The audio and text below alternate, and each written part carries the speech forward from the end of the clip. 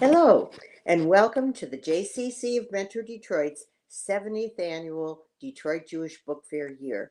My name is Suzanne Simon, and I'm the chair of the Book Fair Steering Committee, and it's my pleasure to welcome you on this Tuesday evening to Mitten Moments, Volume 4, Copper Divide, featuring Michigan author Beth Kirschner.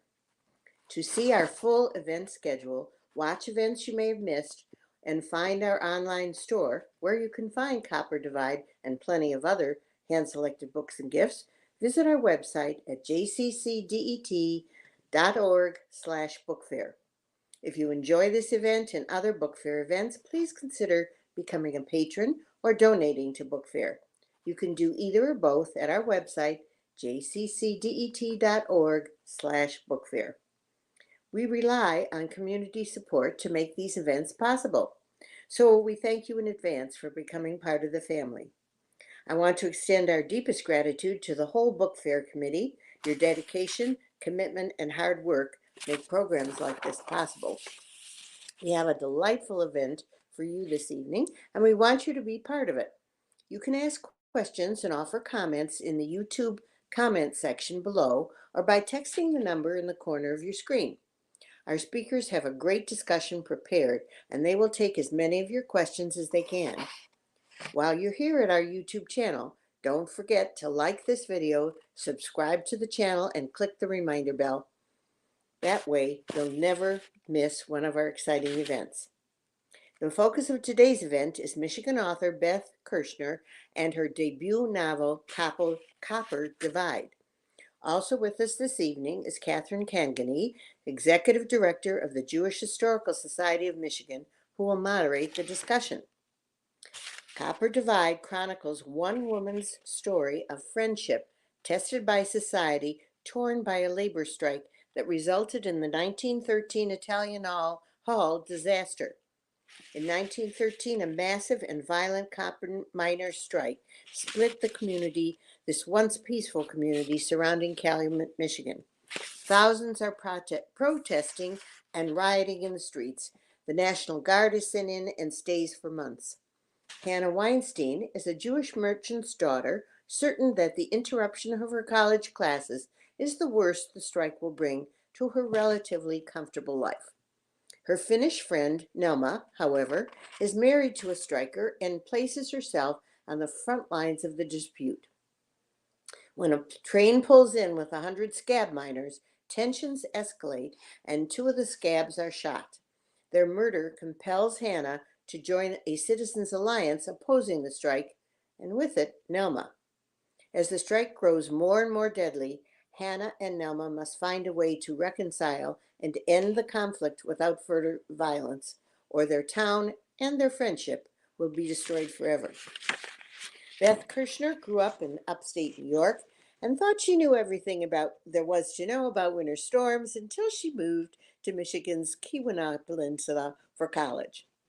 In addition to the harsh winters, she found a place rich with history, personality, and the world's only known source of pure native copper. Her writing has moved from poetry to travel journals, short stories, novels. And when not writing, she works as a software engineer, flies single-engine airplanes, and enjoys exploring Michigan's Upper Peninsula. She has 2 grown children, 2 large cats, and a room of her own for imagining her next story. Catherine Cangany has been the executive director of the Jewish Historical Society of Michigan since 2018. Prior, she was a tenured associate professor of history at the University of Notre Dame. She received her PhD in American history from the University of Michigan in 2009. Please join me in welcoming Beth Kirschner and Catherine Cangany. Thank you, Sue. Hi, Thank Beth. you. Hi, Catherine. I am so excited to discuss Copper Divide. So Sue mentioned you have worked in all different kinds of genres of writing: poetry, travel journal, short stories, now fiction. So I have a twofold question for you. Number one, why fiction after all these other genres? And what, if anything, has your previous writing experience contributed to this new venture? Well, I wanted to write fiction and nonfiction in the form of a novel mostly because I love to read it. I love to get lost in a good novel and be so absorbed that I don't want it to end. So I wanted to create the kind of book that I enjoy reading. I think that different genres of writing all influence a good novel. I like to be very selective with my words when I write. And I kind of enjoy editing. I like to try to make the prose as tight and concise, like a poem. So when I travel, conversely, I like to write about what I experience. I like to just kind of bring those memories down on a piece of paper because I feel it's often more memorable than taking pictures. You know, you have the sounds and the smells and everything that you can't put in a picture. So the Keweenaw has, it's just got a very special place in my heart. It has very interesting natural landscapes. It's got interesting characters today. So I wanted to get all of these aspects into a novel for me. So yeah, I think they all kind of come together. And I had there's a quote I heard once. I don't know. It's kind of lighthearted, but it goes basically, you know, a novel writer is a failed short story writer, and a short story writer is a failed poet. and I don't agree with that, but it still kind of explains how they all kind of feed on each other, I think so. Well, let's talk about how they all feed on each other in your book. So as Sue mentioned, Copper Divide is the story of this cross-cultural friendship that's set against the real-life labor strike that happens in Calumet, Michigan in the fall of 1913. Those in our audience tonight have probably heard of the strike, even if they don't realize it. There's a Woody Guthrie song, a very famous song called 1913 Massacre, that you actually reference in the book's beginning about this strike. So begin by telling us about the actual strike that happened in 1913. Yeah, that's it's a great song. First of all, the lyrics begin, take a trip with me in 1913. I'm not going to sing it, but I was just so proud to get the rights to put that song in my book because it's got a lot of historical resonance. And it's also interesting that strike. I mean, Woody Guthrie wasn't alive during the strike. He wasn't there, but he heard about it. So the oral tradition and the written word already told him about it. So at the time of the strike, the copper mines in the UP were the biggest source of copper in the world, as Susie was saying. It's why the Keweenaw is known as the copper country. And it's the only place where you could pull pure copper from the ground. And there are some boulders that they're the size of a small car, sometimes bigger, pure copper, right? So, but these mines, they had to compete, the Keweenaw mines had to compete at the turn of the century with other places that were mining copper out west and in South America. And economically, they needed to have a better margin. So one of the biggest catalysts for the strike was the miners at the time had what was called a two-man drill. So there's two men to each drill. It is exactly what it says. But that kind of had a built-in safety net of you always had a buddy system when you were underground, and it was a very dangerous place. So they wanted to switch to the one-man drill, as an economic motive, but that was really the last straw for a lot of these miners. They felt it was unsafe. They were scared. There was an average of even before the one-man drill of one death per week in the mines. So that on top of the working conditions and the pay and the hours drove there was numerous mines and mine companies across the Keweenaw. They all went on strike at the same time. It was violent, and there were strike parades, and there was murders, and immigrants were labeled as un-American. Neighbors stopped trusting neighbors, and so it was a very big deal. So what about those events then struck you as a good setting for your novel?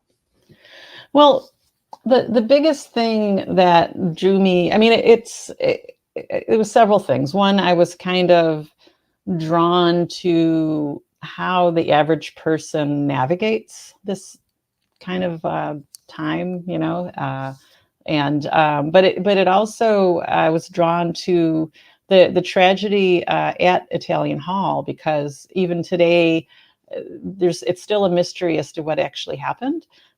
Different people have come to different conclusions about, whether there was someone who instigated, whether it was an accident. So I wanted to explore those different perspectives, and it kind of, having these three characters in a way, there's this Jewish tradition of saying, if you ask two Jews a question, you'll get three different opinions. So that was kind of my, I thought that was the story was a really good take on that, just to bring in all the different opinions on what was going on at the time. So. Yeah, and you did an awful lot of research for this novel. I mean, that comes across in the page, not in a overwhelming way, but in a really rich textual way. But I'm curious where you did your research, how you did your research, because you get the details right as much as you do the big picture events. So walk us through your process in preparing to make this the setting of your story. Yeah, well, I kind of became an amateur historian, and I'm thrilled that someone such as yourself picked up on the facts that I put in there, because I didn't want it to be a history book. I want it to be a novel that people experienced. So anyway, I started with a couple really big historical collections, one at Michigan Tech in the UP that's called the Tech Archives. And then here in Ann Arbor, Michigan, there's the Bentley Historical Library. And I mean, there's so many, I forget what you call it, like the primary sources. Yeah. That just, there's pictures, there's diaries, there's newspapers, there's maps. So I took all those in. I took a lot of notes. I read books related to the strike. I read fiction related to labor struggles. So I was like, wow, I got to read The Jungle by Upton Sinclair. Yeah, what else did I do? I mean, bark bread, which I'd never heard of before, but an amazing detail.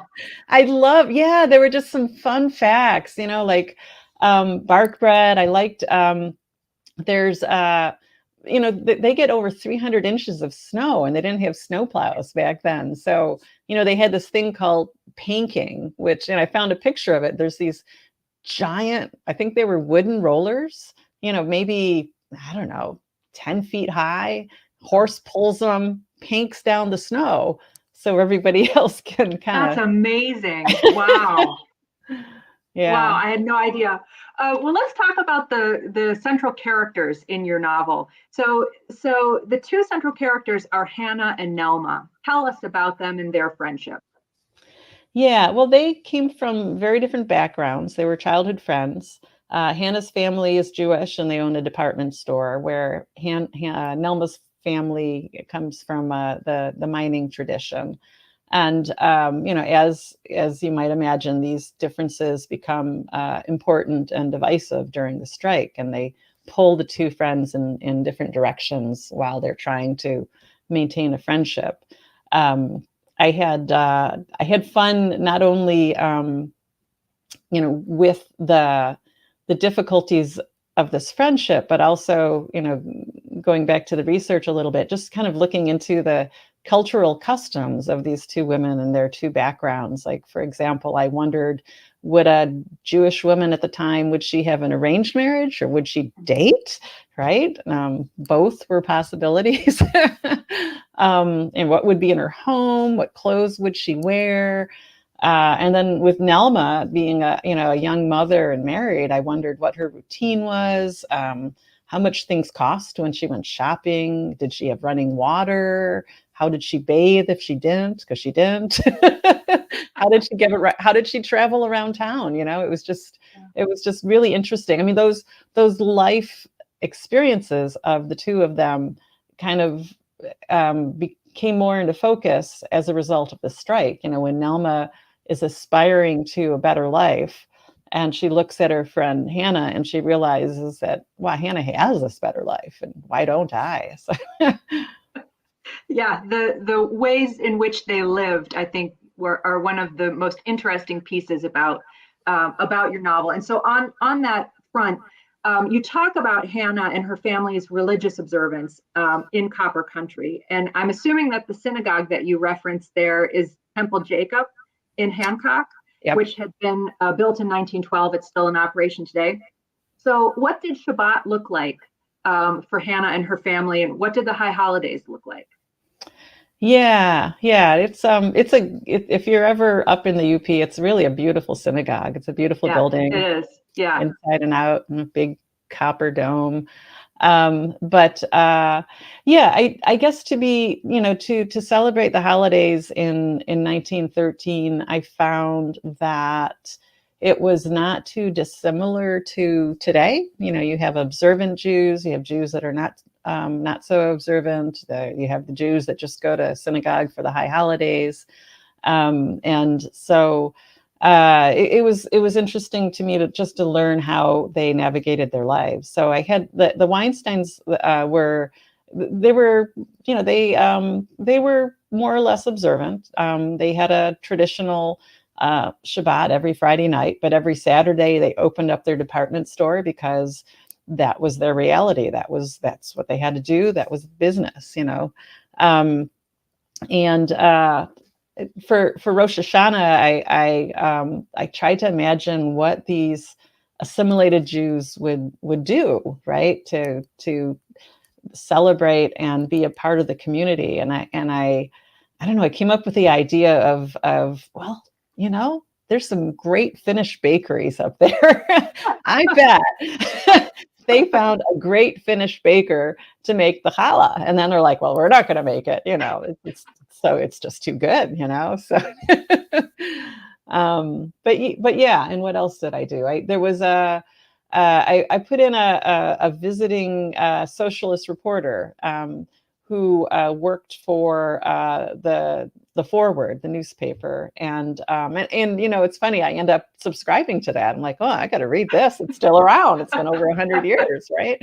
So, but yeah, I mean, just having all of those different opinions of, he's I'm not sure if you'd call him a red diaper baby, because he was the parent, he's the right. He kicked it off, right? But just kind of all these different ways of celebrating the holidays from these different lenses. So.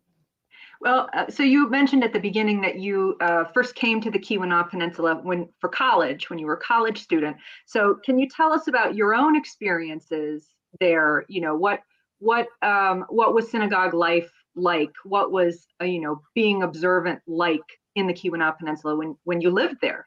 Yeah. It's funny. I think one of my most memorable times up there, because I didn't really have any Jewish friends. There were some Jewish professors, but I didn't have any Jewish friends. And I remember I was thrilled to find matzah, because I'm in this small town nowhere in northern Michigan, but we had our own Seder, and I brought my friends together and introduced them to the whole concept, and it was probably one of the most enjoyable celebrations I've ever had. We didn't have much, but we made it work. Cool. Yeah. So one of the things I really liked about your novel was early on you tell this wonderful foreshadowing myth about a legendary cave in Silver Mountain that combines Jewish and Algonquian native folklore in really interesting ways. So would you recount the myth for us, and then also tell us what it means to you and why you included it in the book? Yeah, no, I had a lot of fun with that. It starts off, Hannah's recounting this story to a child, and she tells about a Jewish peddler who's approached by a man who describes a legendary cave of silver that's protected by a Native American spirit, or native spirit, called and I'm not sure how to say this, but Ketchi Menadu. So the two go into this cave and they start lining their pockets with silver when this Native American spirit confronts them. And the man who instigated the whole adventure puts all the blame on the peddler. He's like, well, man, it's his fault. He runs and leaves the peddler to die at the hands of this angry spirit. So, but then the peddler turns out to be the son of a great rabbi, and he knows about the tradition of a golem, and he knows how to summon a golem, and he does this, and his life is saved. And so anyway, the Hannah describes the instigator to the child as a false friend and a double crosser when they kind of have a conversation about what's the moral of the story. So and so I don't want to talk about what it was foreshadowing, Yeah. but I just really I liked these parables, and I thought it was just kind of fascinating that there's different cultures that use parables to teach life lessons, and I wanted to bring that together and kind of assimilate it too, just to have them both put together in a story. So yeah, it was really very well done. I had seen the Algonquian side of it, the Manitou side of it before, but the way that you combined it with Hannah's frame of reference was really very interesting. So watch for that when our audience at home, when you read this section of the novel, if you haven't already, it's quite remarkable. So another one of the devices, while we're on the subject, that I noticed in your book was that some event in nature, whether it's a snowstorm, it's a deer hunt, an air blast in the mine, there's something that happens in nature that serves as a moment of clarity for one of your characters. And I'm curious how you came up with the idea and also what you hope your readers will take from it. Yeah, I guess having lived there, I wanted nature to be more than just a scenic backdrop, because it's a very powerful presence when you live up there. I mean, it starts snowing in September, and it stays there through May. So I wanted the reader to experience the same environment as the characters, because I felt it really defined who they were, right, and what they did. So in the example of an air blast, which is essentially an earthquake triggered by mining, imagine that you were a mile underground and there's an air blast or an earthquake, and you felt your life was in danger, and you made it, to the top, you made it out, but that would have a lasting impact, I think, on your life. And so that was kind of my reason for kind of making that as real as possible. So I want to bring in an audience question that has come in. Carol says, thank you for presenting this book and author. How much of the story is factual and how much is fiction? When you're writing, you start collecting quotes. And one of my favorite quotes about writing is, it's the lie that tells the truth. Oh, that's good. Yeah. But yeah, as far as what is actual, all the events in the book are factual and very much based on the research that I did. The characters, all the protagonists are not. They're all fictional. Some of them are composite characters. So I took, there's a very famous tall woman named Annie Clements, and I kind of used some of her spirit and actions and some of the things she did in Nelma's life. And then there's an organizer named Frank, who I kind of modeled him after, one of the Western Federation of Mines president, but I didn't put him in the book because I wanted to kind of be have a little more freedom with what their actions were. Mm-hmm. But the basic timeline, exactly how it happened. So interesting. So you've got multiple viewpoints among your characters that represent these various camps in the mining community, and particularly during the strike. You've got the pro-union, pro-striker camp that's embodied by Nelma and her family. Their Finnish ancestry, they're protesting the working conditions in the mine, and you mentioned some of these already. You know, it's terribly unsafe, it's unhealthy, the pay is miserable, the hours are miserable. Workers are dying at this really horrifying rate. And then you have the pro-mining company camp that is embodied by Hannah and her family, who are Jewish, and they see the stability and the profits that the mining companies have brought to the region, and how dependent their own livelihood as merchants is on the mining industry, because everything in that time and place is connected to mining. And then you have the scab camp, the workers that are brought in to try to break the strike, represented by a character named Russell, who simply, wants to make a good living. He wants to have the financial wherewithal to marry his fiancée, build a life together. So how did you decide to frame the novel in that way, to represent all of these camps? And also, how did you go about making all of these differing viewpoints sympathetic, which I can imagine was not an easy task? Yeah. I mean, I guess it still goes back to the mystery of what happened, and not the mystery, but the divisiveness of people's memory of what happened. That it made me think that I'm not going to be able to really get to the heart of this history without representing different perspectives. I once heard I think it was This American Life, but it might have been a podcast, a story about this very successful professional who he described in great detail about. He had this grade school teacher who was a hero and was pivotal in making him the man he was today. He felt this teacher, wrote, got him a scholarship and negotiated his enrollment at an elite private school. And this was his hero, right? So they went and found the teacher, and the teacher remembered it completely different. I mean, she's like, yeah, I remember him. And he was great. No, but I didn't do anything special. He was one of many students that I helped.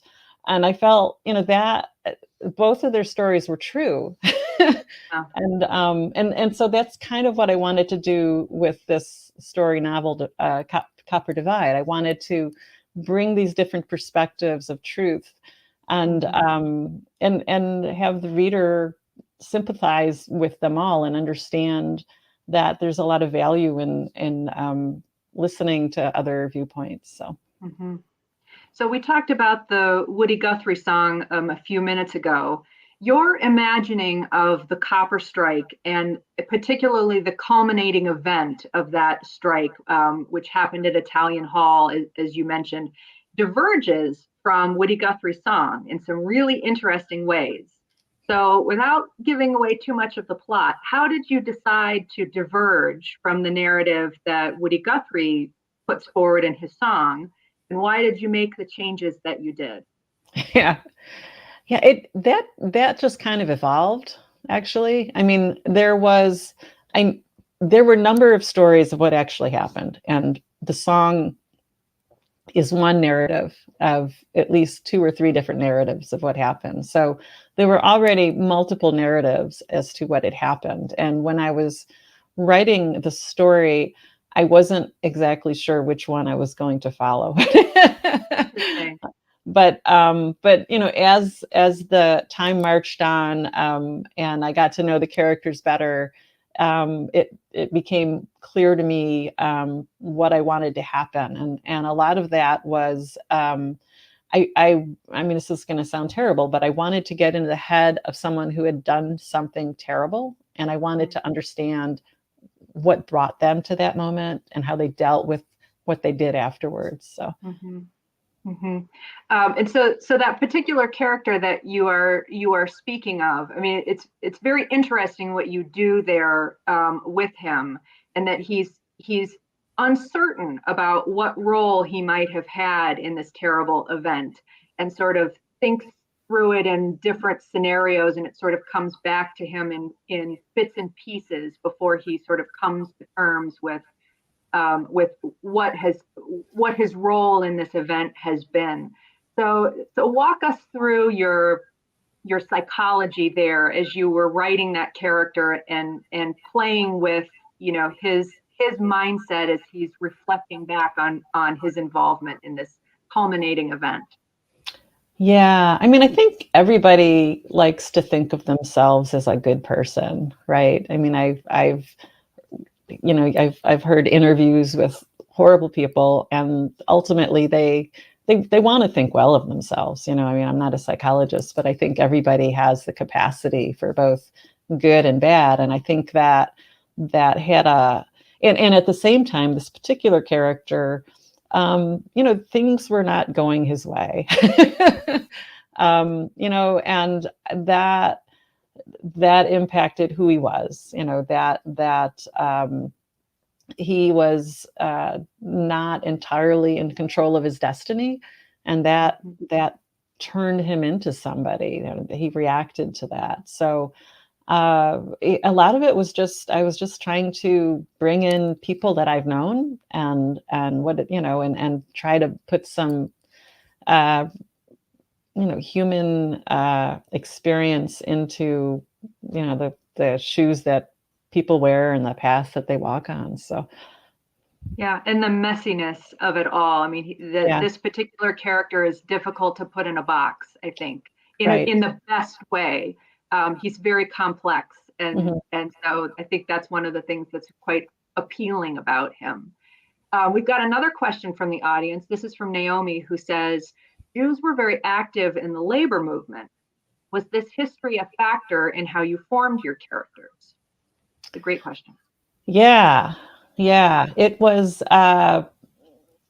It was the more I learned about. I mean, I wasn't surprised. I was aware of Jews being active in the labor movement, but the more I developed this one character who was a journalist for the Forward, the more it gave me. It was a foil for me to explore that involvement and explore his beliefs and how he, identified with being Jewish and how he identified with being a socialist, and so it was for that particular character, it was really important, and I had a lot of fun bringing in that perspective. So was there, were you thinking along gendered lines when you created these four characters? Because it strikes me that, the women are the insiders to the community, born and raised, in the Keweenaw Peninsula, whereas the men, the scab worker who's brought in addition to the journalist,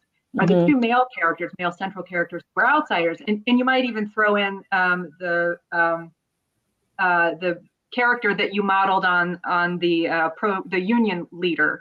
So We've got these three men that are all the outsiders. Was that intentional, or did it just happen that way? That just happened. Sometimes I have a great plan, and sometimes things just kind of evolve. Yeah, interesting. So what do you hope that readers will take away from Copper Divide? I guess, like I said at the start, I like getting into a novel and escaping to another time and place. I like immersing myself in a story, and so I'm hoping that readers are able to do that. But I also hope that they can take away, they can learn something of the history that took place, because to one of the listeners' comments, there's a lot of factual history weaved into the story, but also, as you were talking about the complexity of character, I think that let's not look at people as two-dimensional in our world around us. Let's understand that we're all complex characters, and maybe we'll be better listeners. Yeah. Oh, that's great. So if people want to learn more about the strike after reading your novel, where would you direct them? Were there particular books that were useful to you, or websites? You mentioned the photographs, for example. Where would we go to find some of those sources? Yeah. No, there were some really great historical books. One which was called Rebels on the Range, And I'm looking over at my bookshelf trying to think of the but Rebels on the Range was, you know, history I find so fascinating when you leave grade school and you're not memorizing presidents and you're able to, Yeah. you know, it's really, I mean, kudos to you for making that your, you know, your career path. But yeah, I would definitely recommend Rebels on the Range. If you go to my website, which is beth-kirschner.com, there's some links up there. There's some filmmakers that actually made a documentary about it. So. Oh, okay. That is a terrific resource. I'm also curious how you decided to end the novel when you did, because the copper strikes continued after this culminating event that serves as the culminating event of your novel also. So how did you determine to end it there, and not, you know, following the strikes or following, you know, Nelma and Hannah's friendship further down the line? How did you determine, you know, when to cut it off? Yeah, well, I wanted to, you know, I wanted the story to be about the characters in the story. I didn't want it to be, I mean, the history, they reacted to the history, so it wasn't necessarily a history book. This is a novel of some fictional characters that reflect real life in a real life situation. And so it just, I wanted to leave it at a moment of ambiguity, Mm-hmm. just to kind of walk away so the reader could wonder and, you know, Yeah, maybe draw their own conclusions of what happened next. So yeah. It is definitely open to interpretation, Mhm.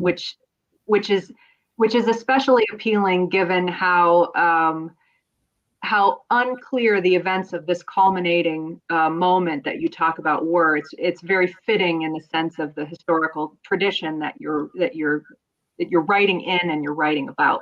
Right, right. We have several people from the audience who are curious to know, you know, is there another historical event in Michigan you're planning to write about? Are you planning a sequel to this particular novel? Are you going to pick back up with Nelma and Hannah? What's next for you? I've had so many friends ask me that very question. They don't want to let these characters go. They want to have a Yeah, sequel, which I find it's complimentary. I think that's really special. It means that they identified with these characters as much yeah. as I did. However, I'm, at this moment, I'm not thinking of writing a sequel. Though I'm not going to completely say never say never. I'm actually, I know this is a Michigan audience, but I've spent a lot of time in the American Southwest, and I'm thinking of coming up with a story there that, you know, there's still nature and social conflict and kind of following on those themes, but putting them in a Yeah. different environment. So yeah. Interesting. Interesting. Well, we will be very curious to see how that book comes together and talk about that one down the pike. We have a few minutes left. If you have some questions in the audience that you'd like us to talk about, please feel very free to put those in the comments or text or email them to the phone number up at the top of the screen, and we would be so happy to add those if you've got anything you want to ask Beth while we've got her. How much time do you spend in Michigan now? Are you here all year round? Are you on the go? Are you still a Michiganian? I am a Michiganian. I, you know, was born in New York and I've spent most of my life in Michigan, so I can't say I'm a New Yorker, you know. But yeah, no, I love the Four Seasons. I love I love this time of year. I was just talking with some friends about it's spring in Michigan, and who else can enjoy spring when we don't go through the coldness of the winter and the harshness of the snow. But yeah, no, I'm totally from Michigan. Yeah, and thank goodness that's in March and not May with the 300 inches of snow. Very different. And rolling the road. Yeah. Yeah. Well, this has been delightful. Yeah. This has been delightful. Thank you so much. As I said at the outset, I really enjoyed your book. I learned a lot about the strike. I felt so invested in your characters and curious to see what would happen to them. I appreciated all the attention to detail, bark bread, which I don't have any plans to try, but I was very curious about it. So I appreciated the little things and the big things about your book. So thank you. It was such a delight. Another question that's come in, Beth, tell us about getting published, maybe some advice for other aspiring writers. Yeah, no, that is a great question. It was, you think when you write the book and you finish the book and it's going to be a tough journey, but I didn't realize until, in hindsight, how difficult it is. You really do need to be persistent. I as a person who's coming at a novel not with an MFA, not with a academic background in writing, though I did spend a lot of time with a writers group to read my book and critique my book and go to writers conferences and learn and network. I think all of that is really, really important leading up to getting a book published. But in the when I went out, my first thought was, I'm going to get an agent, right? That's what you do, and failed. I kept, I got some really, really nice rejection letters, and they're, really, almost sort of like you, but that's a tough industry. Oh, it's tough. Yeah. So, but so then I started looking at independent publishers, and again, I had to brace myself for a lot of rejections, and I got a lot of rejections, but I also got some nice rejections. And in the end, I actually got 2 publishers interested in publishing the book. So wow. That was very exciting. So yeah. I would say if anyone out there, has a book inside of them,